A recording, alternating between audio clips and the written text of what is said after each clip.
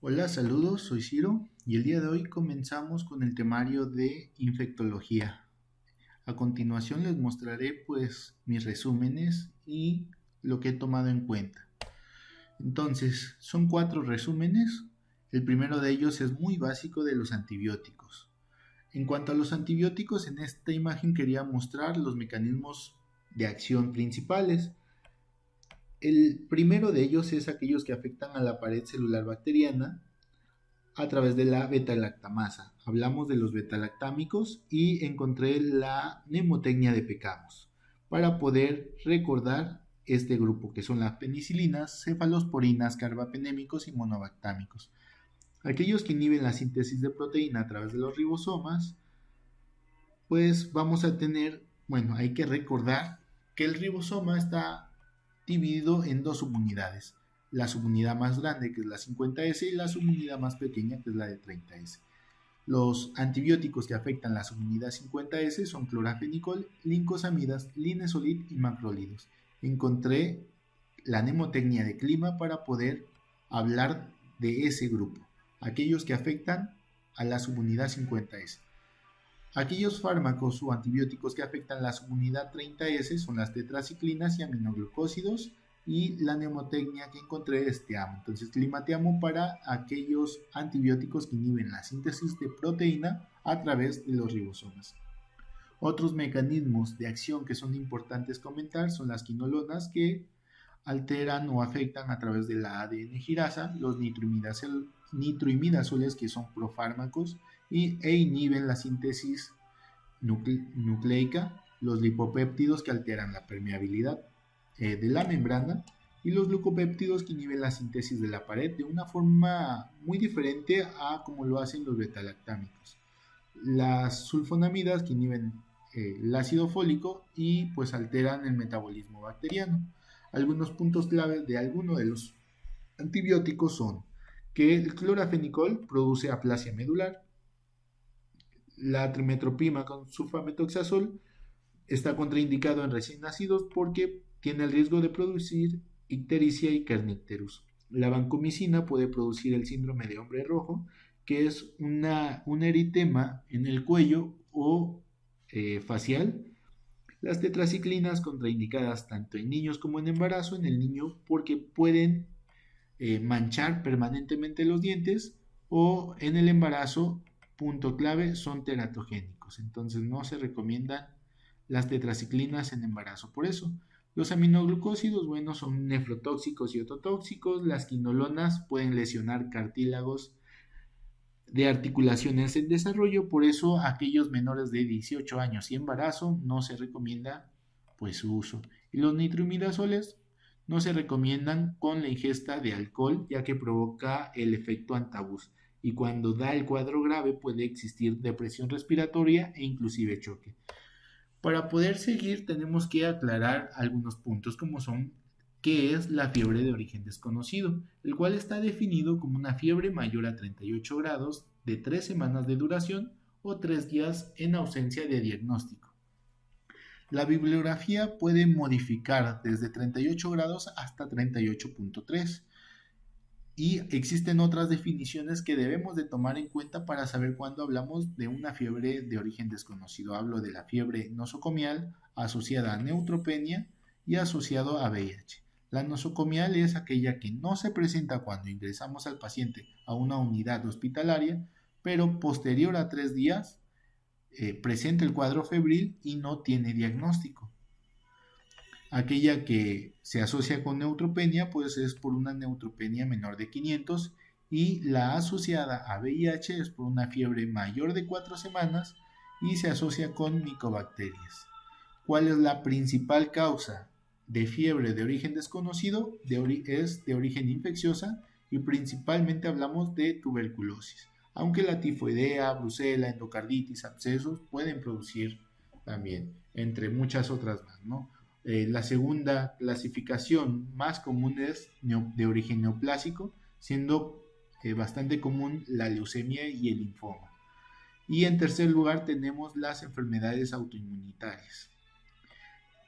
De forma general, pues hay que buscar la etiología para poder ir definiendo, y el manejo pues si el paciente está estable, podemos manejarlo de forma expectante, podemos usar medios físicos o podemos usar algunos fármacos antipiréticos, como el ácido acetil salicílico en adultos, no en niños, en adultos, o el paracetamol, entre algunos otros antipiréticos. Y en un cuadro inestable, ante sospecha de origen infeccioso, podemos iniciar directo con antibioterapia empírica y esteroides. En algunas bibliografías se recomienda la ceftazidima con aminoglucósidos de inicio y la prednisona para acompañar. Pero la guía de práctica clínica, que es la que estoy mostrando ahorita, maneja algunas cefalosporinas como ceftriaxona, cefotaxima, y ante la sospecha de una origen viral, como una encefalitis herpética, pues un antiviral como es el aciclovir. Esta guía de práctica clínica está actualizada al 2013. Otras definiciones importantes, ya que hablamos de procesos infecciosos, es que hay que definir qué es un proceso infeccioso. Por ejemplo, ¿qué es una bacteremia? La bacteremia pues simplemente es la presencia de bacterias en sangre. Y tenemos otra definición bastante importante, que es el síndrome de respuesta inflamatoria sistémica, que va a ser la forma en la que responde el cuerpo ante ciertos procesos, como son de origen infeccioso, politraumatismo, pancreatitis, etc. Y pues podemos observar una temperatura alta, una temperatura baja, una taquicardia, una taquipnea, una leucocitosis, una leucopenia o incluso bandas. De estos 4 criterios, al menos debemos de tener 2.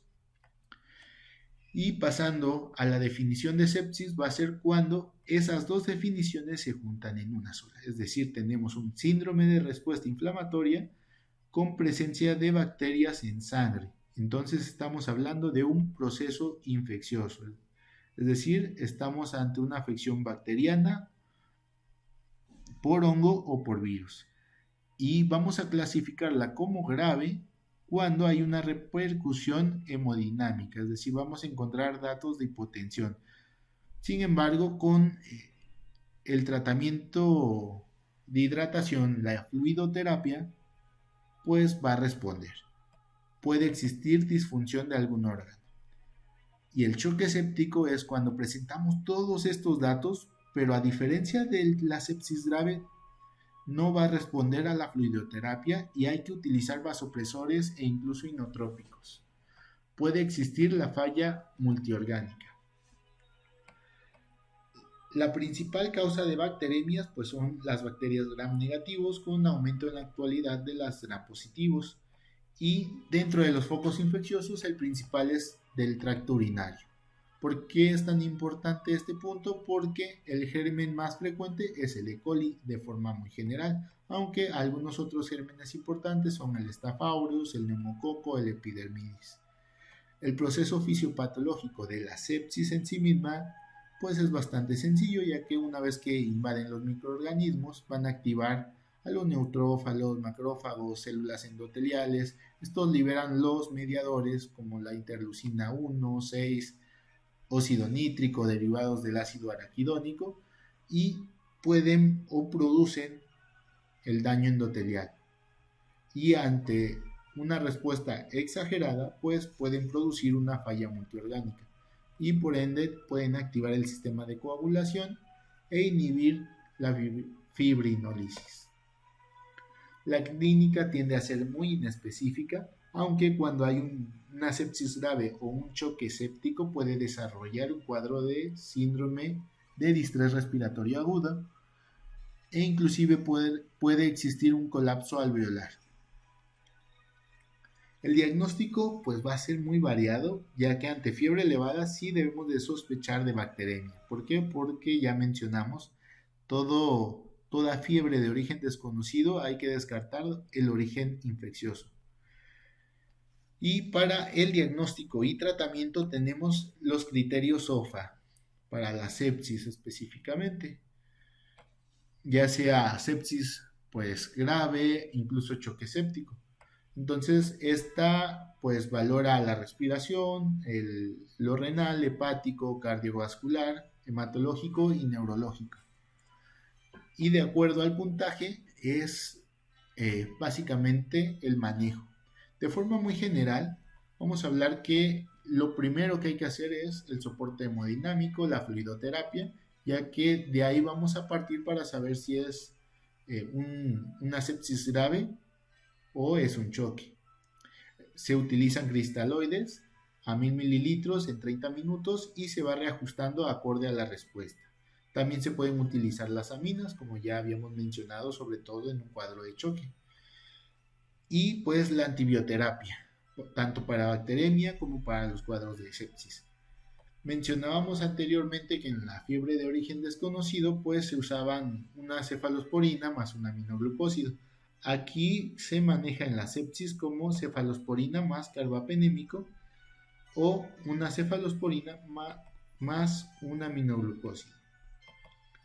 Ante la sospecha de una infección asociada con un dispositivo intravascular, pues hay que tener en cuenta al epidermidis y al Staph aureus. Y entonces hay que utilizar un glucopéptido, el de elección es la vancomicina. Y si es sospecha de etiología abdominal, pues metronidazol. Las metas que hay que tomar en cuenta para estos cuadros, pues que la PVC tiene que ser entre 8 y 12 milímetros de mercurio, la PAM de 65, un gasto urinario de 0.5 mililitros kilogramo hora y una saturación de oxígeno venosa del 70%.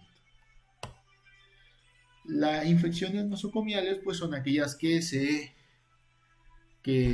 adquieren durante la estancia hospitalaria y se manifiestan 48 horas después del ingreso hasta los 10 días después de su alta. La etiología principal, pues, al igual que la mayoría de los cuadros infecciosos, es de origen urinario, del tracto urinario, siendo el E. coli, la Escherichia coli, la principal causa.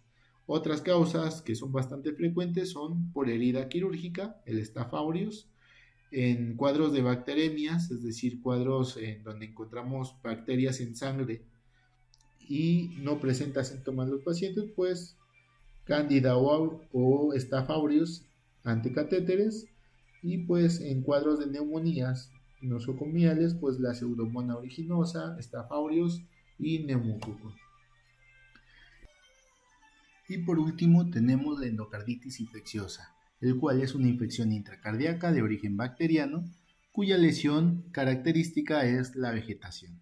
Los factores principales de riesgo, pues tenemos las valvulopatías adquiridas, como en el caso de la fiebre reumática.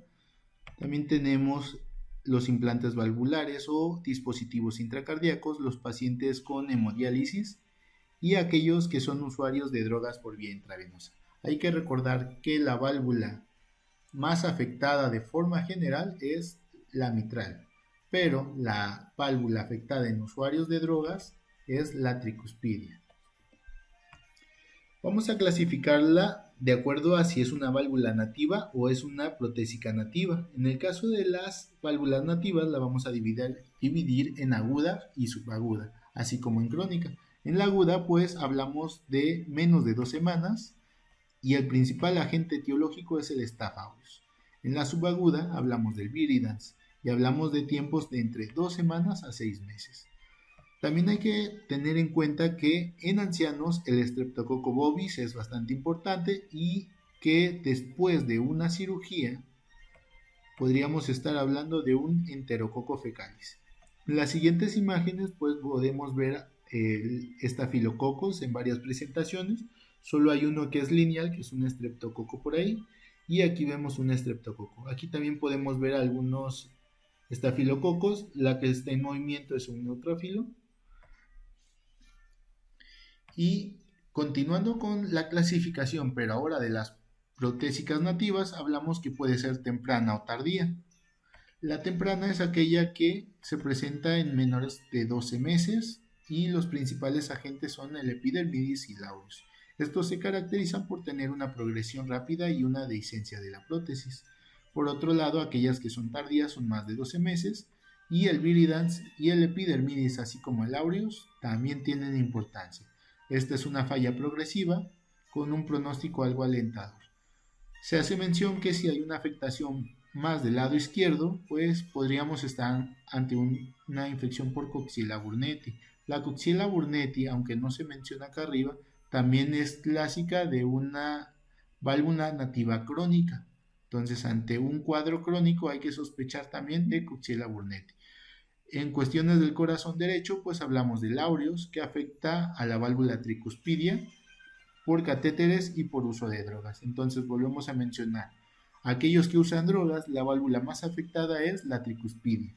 Y el agente etiológico más común en aquellas personas usuarios de drogas, pues es el Staph aureus.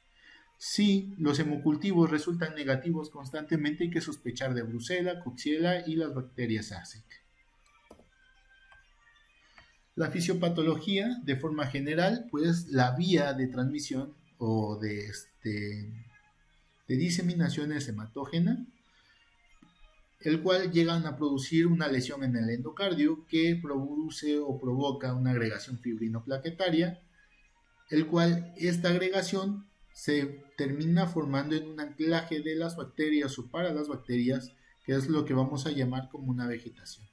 Y esto en algunas circunstancias puede producir una descarga bacteriana incluso en sangre, causando embolismos o destrucción valvular. La clínica, de forma prioritaria, vamos a tener que es fiebre más un soplo cardíaco, ¿sale? Ante un soplo cardíaco y fiebre hay que sospechar de una endocarditis.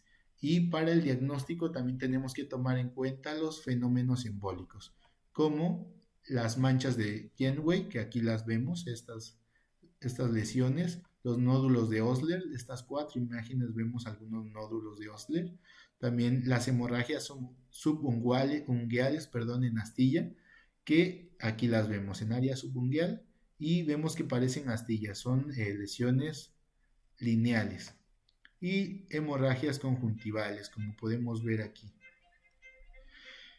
Las vegetaciones se frecuentan más en la válvula mitral porque es la más afectada de las válvulas, pero la segunda localización más frecuente de estas vegetaciones es en la aórtica.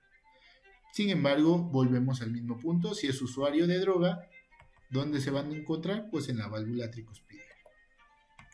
El diagnóstico se realiza mediante los criterios de Duke, el cual se divide en criterios mayores y menores, y para el diagnóstico debemos de presentar al menos 2 criterios mayores o 1 mayor y 3 menores.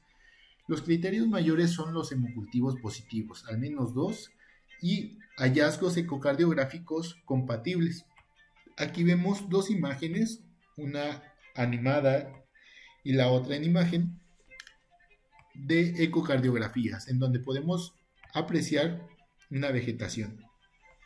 Aquí también podemos ver la válvula afectada con una pequeña vegetación en movimiento. Los criterios menores son alguna cardiopatía, alguna causa inmunológica, fiebre mayor a 38 grados, un eco que puede ser sugestivo pero no es definitivo, los fenómenos embólicos que andábamos mencionando o incluso microabscesos a nivel cardíaco.